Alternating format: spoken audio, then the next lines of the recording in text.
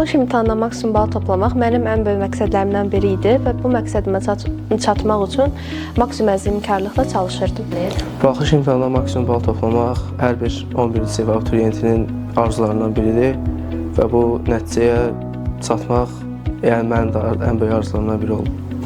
Buraxılış imtahanından 300 bal toplamaq həqiqətən, ümid edirəm ki, hər bir şagirdin yaşaya biləcəyi bir hissdir.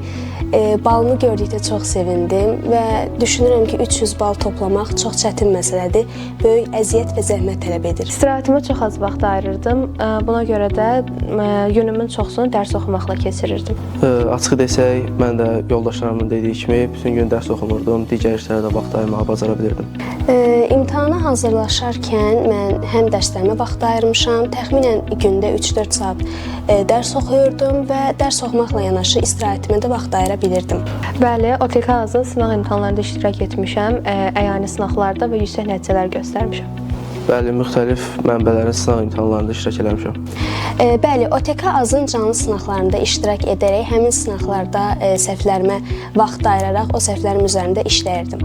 Ən çox DİM-in abituriyentlər üçün olan test toplularından, 20 sınaqdan və keçən illərin abituriyent jurnallarından istifadə etmişəm.